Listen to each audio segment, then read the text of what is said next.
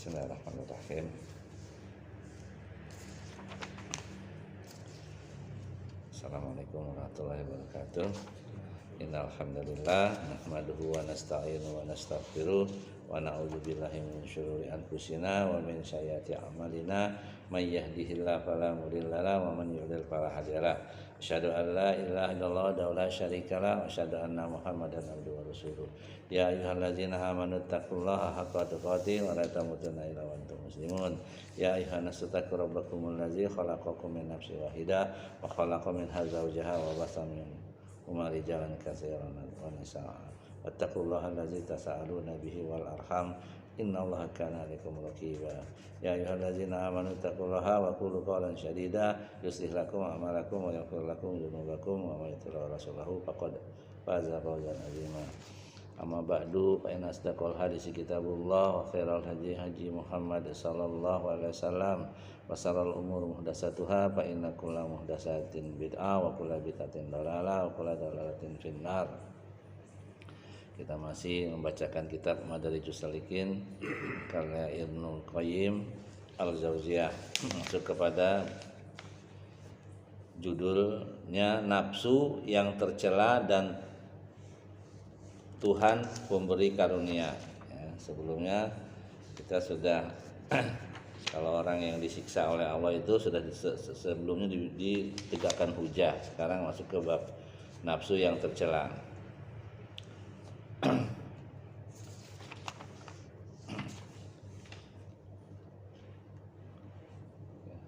Melihat kepada nafsu amarah ini memiliki beberapa faedah, diantaranya mengetahui bahwa nafsu tersebut jahil dan zalim, dan dari kejahilan dan kezaliman itu muncul suatu perkataan dan perbuatan yang jelek. Barang siapa yang berbuat jahil dan zalim, maka dia tidak mempunyai keinginan untuk berbuat lurus dan adil sama sekali. Oleh karena itu, setiap orang wajib mencurahkan segenap tenaganya untuk mencari ilmu yang bermanfaat yang dapat mengeluarkannya dari sifat zalim. Namun demikian, kejahilannya lebih banyak daripada pengetahuannya dan kezalimannya lebih besar daripada keadilannya. Orang yang demikian keadaannya harus mengharap dan meminta kepada penciptanya agar memelihara dari kejelekan nafsunya dan meminta agar Allah memberi kepadanya ketakwaan dan menyucikannya, karena dialah sebaik-baik yang menyucikan, karena dialah Tuhan dan perlindungannya. Juga memohon agar dia tidak menyerahkan dirinya kepada nafsunya meskipun hanya sedikit, karena jika dia menyerahkannya kepada nafsunya, maksudnya niscaya dia akan binasa. Tidaklah seseorang binasa kecuali jika dia diserahkan kepada nafsunya. Nabi SAW bersabda kepada Husain bin Al-Munzir, ucapkanlah Allahumma alhimni rusdi wakini syarra nafsi. Artinya, ya Allah, ilhamkanlah, tunjukkanlah kepadaku jalan yang lurus, dan peliharalah aku dari kejelekan nafsuku. Hadis riwayat Ahmad, Tirmizi dan Al-Hakim. Makanya kalau kita udah dapat hidayah, ya, kita kan ada di Al-Quran itu surat Al-Imran, la tuzigh qulubana ba'da iz hadaitana wa hab lana min ladunka rahmatan innaka antal wahhab. Ya Allah, engkau telah memberi petunjuk kepadaku, jangan kau belokkan hatiku ke kezaliman. Itu kan doa, kan bagus ya kan, Al-Qur'an ya.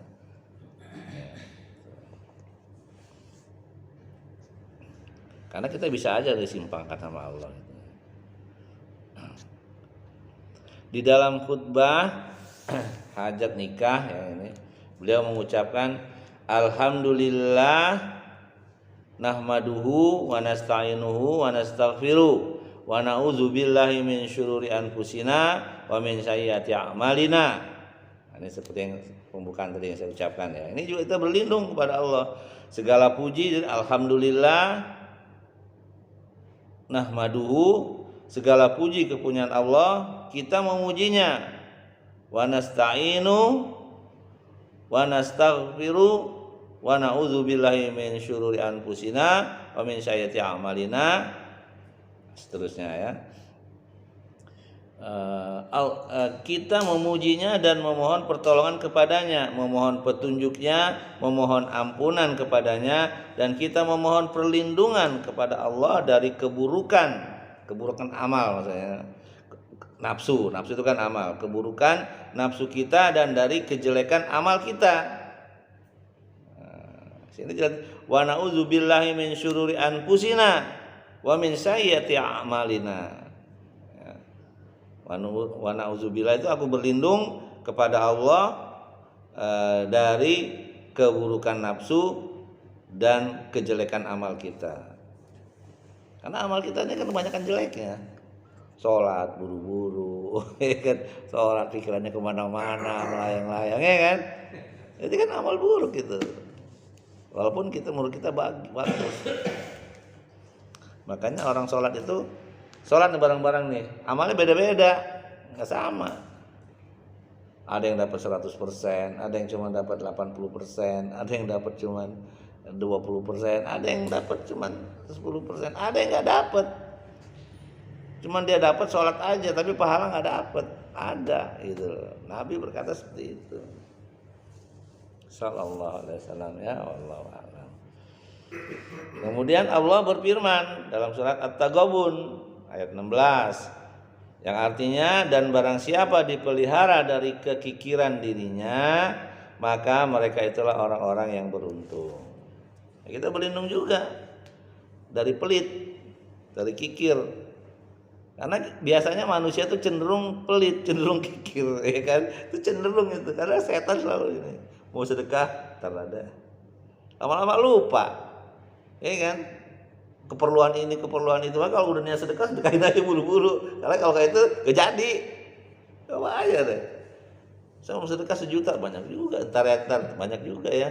Itu jadi kurang. Nah, harus juga cukup. Lama-lama kurang. Udah dah, orang buat ini, buat itu, kan gitu.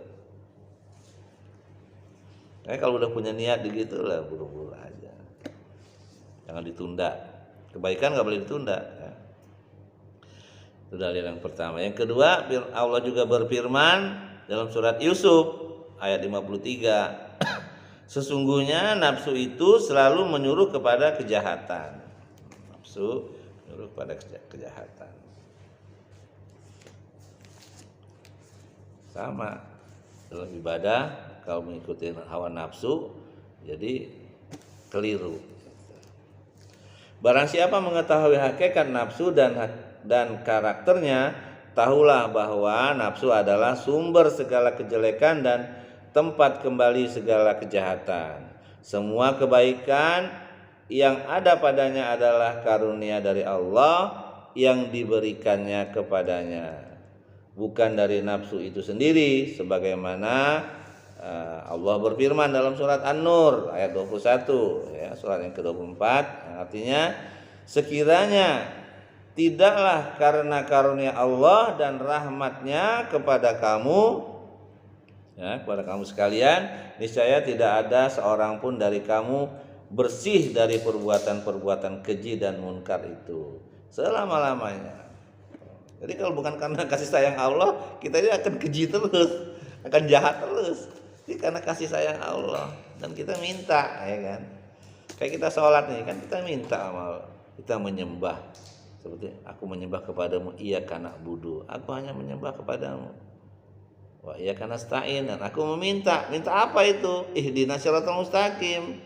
Itu tiap hari kita minta, itu minta hidayah. Gitu.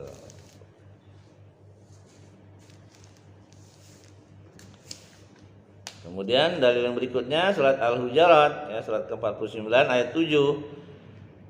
Artinya, akan tetapi Allah menjadikan kamu cinta kepada keimanan dan menjadikan iman itu indah dalam hatimu, serta menjadikan kamu benci kepada kekafiran. kefasikan dan kedurhakaan. Mereka itulah orang-orang yang mengikuti jalan yang lurus. Ya kan? Kita minta sama Allah, ihdinas siratal mustaqim, tapi kita menyimpang gitu. Sana sini gitu ya. Ya padahal udah kita minta. Satu hari itu kan 17 kali kita minta itu. Dalam surat Al-Fatihah itu kan. Maknanya sama nggak? Hah? Maknanya sama nggak? Maknanya. Makna apa? Kalau mengucapkan bukan pada waktu sholat berdoa. Sama. Sama kan? Sama. Gitu. Makanya Al-Fatihah itu kan rukun dalam sholat. Kalau salah, nggak sah sholatnya. Itu. Kalau ayat lain boleh, karena dia sunnah. Al-Fatihah kan rukun, salah satu rukun. Sama takbiratul ihram juga kalau kita nggak kelasin juga ini nggak sah, nggak sah. Boleh, harus Allahu Akbar. Itu. Nggak boleh kita gini. Dia menjadi sebenarnya dia ngomong gitu, tapi dalam arti itu nggak boleh. Kalau takbir sunnah yang lain, ada yang mengatakan nggak apa-apa, bahkan nggak mengucapkan takbir nggak apa-apa. Tapi kalau takbiratul ihram itu rukun. Oke, kalau ada membaca Al-Fatihah salah, harusnya ya ngerti gitu loh ya.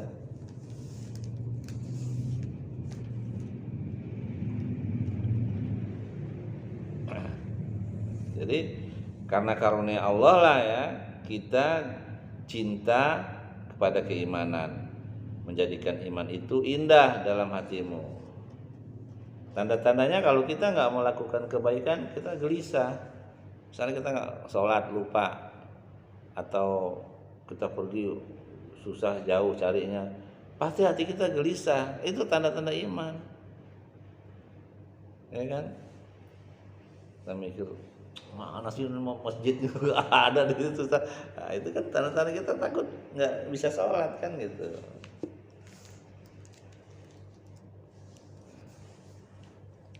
Cinta kepada keimanan dan benci kepada kekafiran, kefasikan dan kedurhakaan ini tidak ada dalam nafsu dan tidak menyertainya. Tetapi Allah lah yang mengaruniakan keduanya. Kemudian dengan sebab keduanya dia menjadikan seorang hamba termasuk orang-orang yang mengikuti jalan yang lurus. Tafsirnya. Kemudian dalil berikutnya adalah Al-Hujurat ayat 8 ya, 149, yang artinya sebagai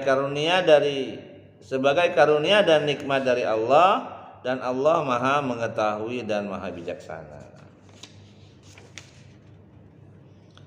Maha mengetahui orang yang pantas mendapatkan karunia ini sehingga dirinya menjadi bersih dan menimbulkan hasil yang baik. Maha bijaksana artinya yakni dia tidak meletakkan karunia ini kepada orang yang bukan ahlinya, karena karunia ini akan tersia-siakan atau akan tersia-siakan kalau diletakkan kepada bukan tempatnya.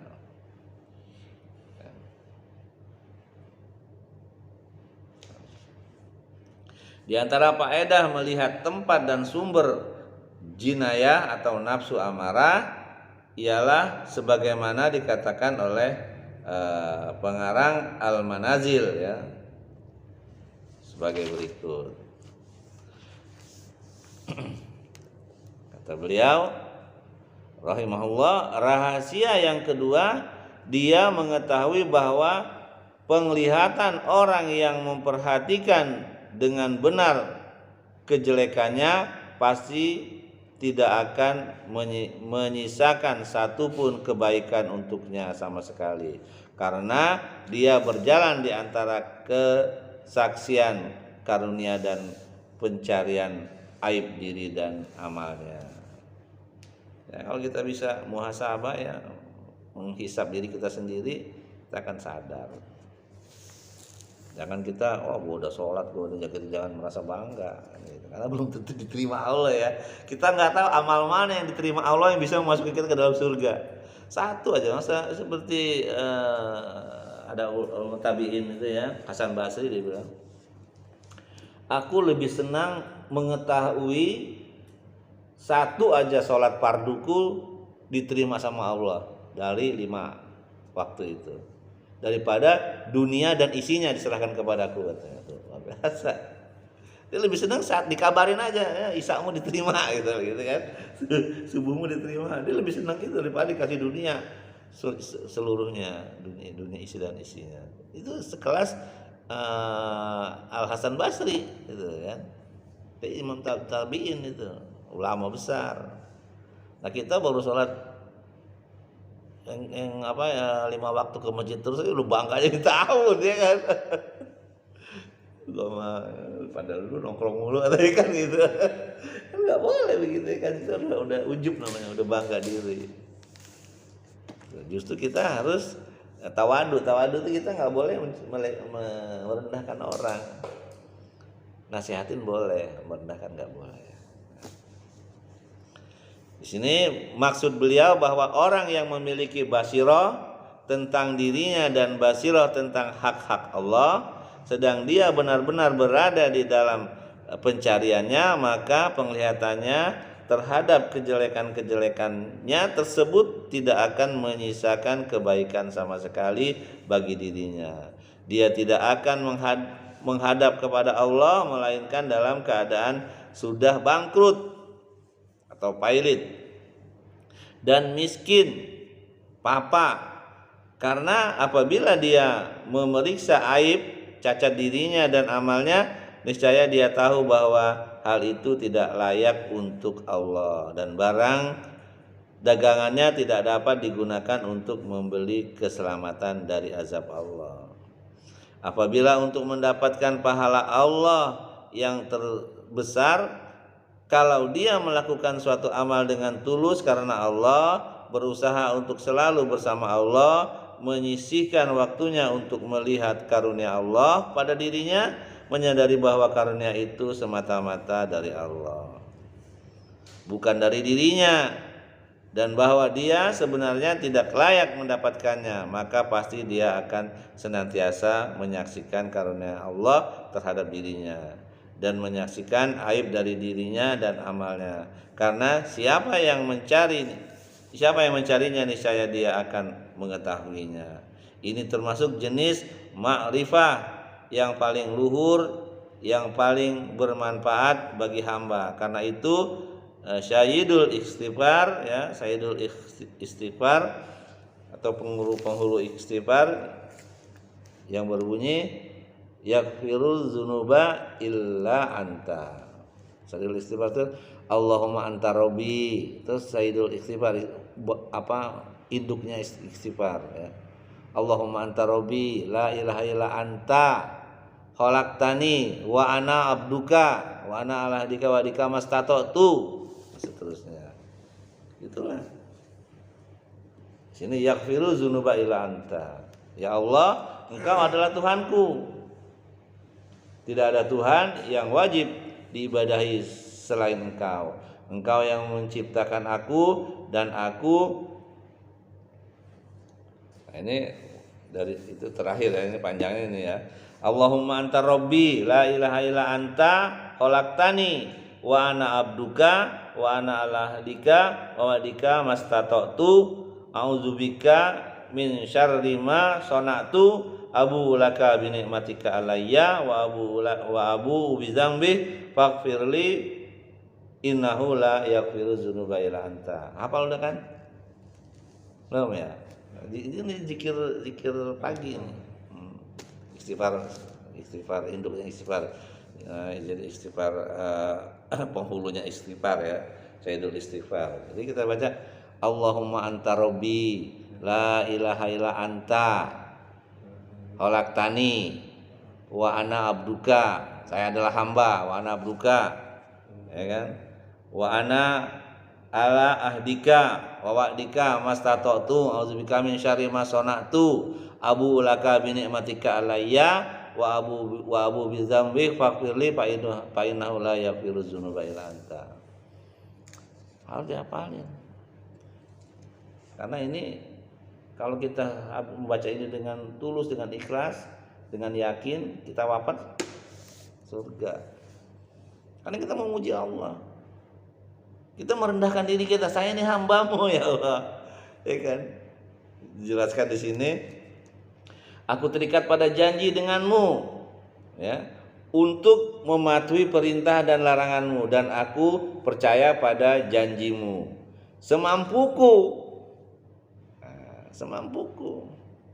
Jadi kalau kita nggak mampu ya Allah maafin kan gitu. Jadi kita ada janji kan, kita waktu pada saat ditiupin ruh kan udah berjanji sama Allah akan menyembah Allah. Setelah lahir aja kita ngaco kan gitu. Udah ada perjanjiannya kita sama Allah tuh. Ya. Nah, jadi percaya dan dengan janjimu semampuku. Aku berlindung kepadamu dari segala kejelekan perbuatanku. Oh, ya, kejelekan perbuatku. Wa na'udzubillahi min syururi anfusina.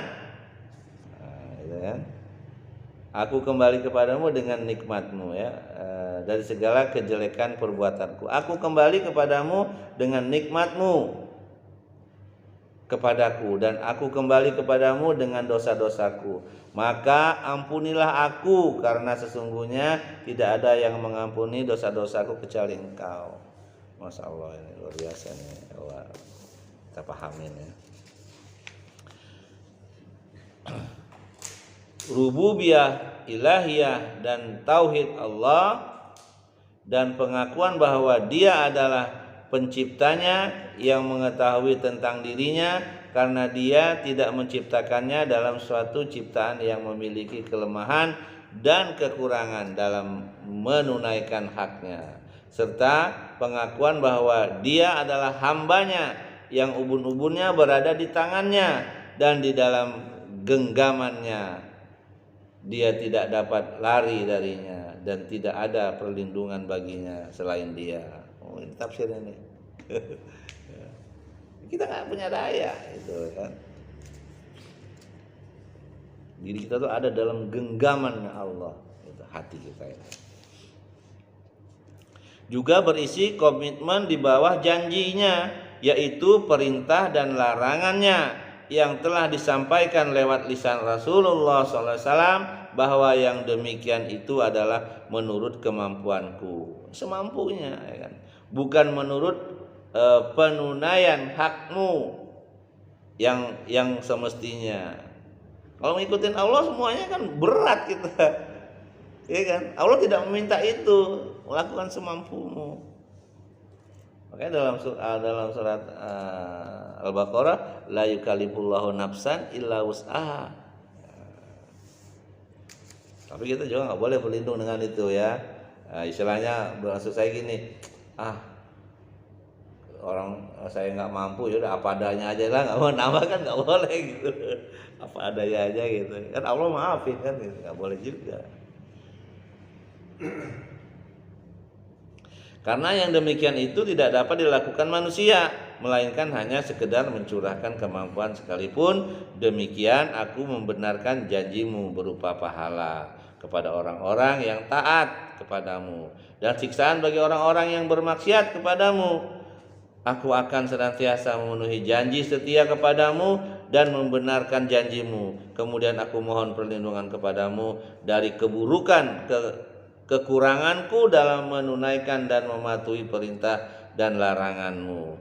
Karena jika engkau tidak melindungiku, pasti aku binasa.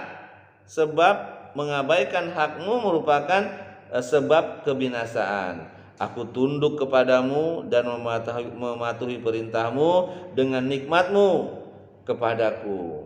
Dan aku mengakui dosa-dosaku darimu, segala kenikmatan, kebaikan, dan keutamaan, dan dariku doa dan kejelekan. Aku memohon kepadamu agar mengampuniku dan menghapus dosaku dan membebaskan aku dari kekurangannya. Karena sesungguhnya tidak ada yang dapat mengampuni dosa-dosaku kecuali Engkau.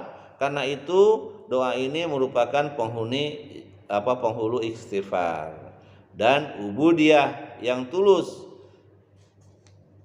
Ubudiyah yang tulus itu kita mengaku bahwa diri kita hamba.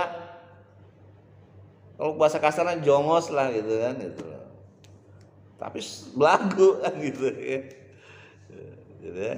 Dan ubudiyah yang tulus. Kebaikan manakah yang masih tersisa bagi orang-orang yang memiliki pandangan yang jujur di samping kesaksiannya terhadap aib diri dan amalnya dan karunia Allah atasnya. Itulah hasil yang diberikan oleh penglihatannya terhadap diri dan kekurangannya.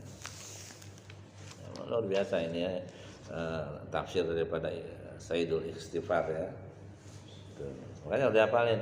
Allahumma anta rabbi la ilaha illa anta khalaqtani. Khalaqtani menciptakan, khalaqtani wa ana abduka wa ana ahdika wa adika mastata'tu a'udzubika min syarri ma sana'tu abu laka bi ni'matika alayya wa abu bi dzambi faghfirli fa innahu la yaghfiru dzunuba illa anta.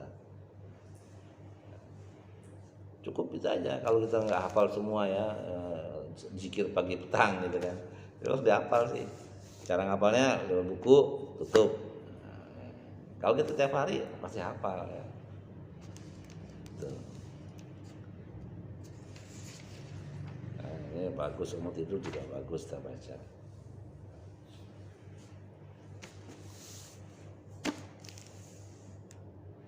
Kita lanjutkan ya bab berikutnya. Setan sangat gigih dan tidak mudah putus asa. Tuh. Setan tuh gigih dan nggak mudah putus asa. Lo nggak mau nih, gue nggak bisa gue goda dari sini, gue puji. Nggak bisa lagi, gue iming-iming. Itu setan tuh kerjaannya itu.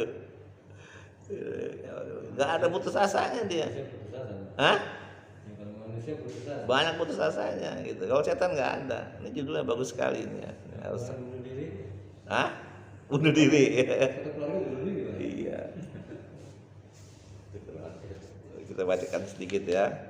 Penglihatan keempat yaitu memandang kepada yang menyuruh dia berbuat maksiat, yang menghiasi maksiat itu hingga tampak indah. Oh, setan kan. Kita berbuat maksiat tuh, ya kan? Tapi dibikin indah sama dia. Gitu, sama setan itu. Soalnya pandangan kita tuh bagus. Ya kan? Tiap hari tahlilan, tiap malam Jumat itu kan bagus loh. Ya kan? Kata dia kan gitu. Masa baca Quran, baca Yasin gak bagus katanya gitu.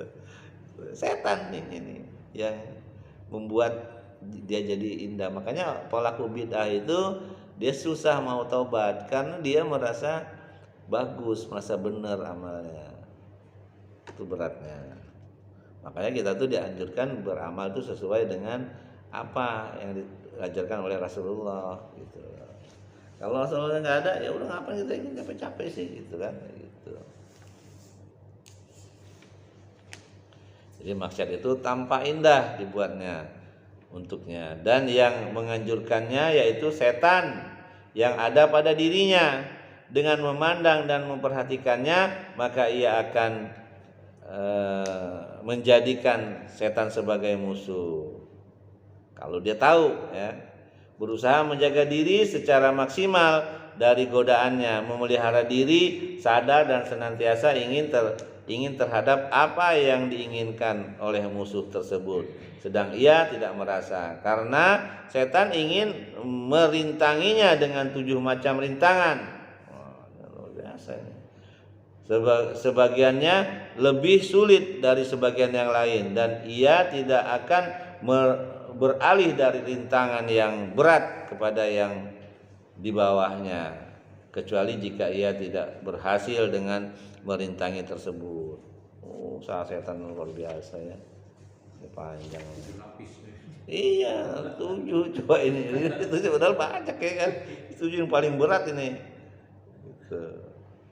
Yang paling beratnya Orang nyalain setan itu apa? hah? Nyalain setan, kita nyalain setan itu. Nggak nyalain, ya itu mah candaan orang. Kata setan sialan gumul salam dulu ya gitu. Itu kan candaan yang nggak ada manfaatnya. Emang setan Allah yang katakan bahwa setan itu musuhmu yang nyata. Gitu. Kayak gitu. Ya, ini perlu khusus, nanti kita lanjutkan ya. Itu yang ini dulu, mudah-mudahan ini bermanfaat. Apa yang benar itu datang dari Allah, apa yang salah itu datang dari saya sendiri karena kebodohan saya, karena minimnya ilmu saya mohon ampun kepada Allah, mohon maaf. Subhanakallah bihamdik, asyhadu an la ilaha illa anta, astaghfiruka wa atubu ilaik. Wassalamualaikum warahmatullahi wabarakatuh.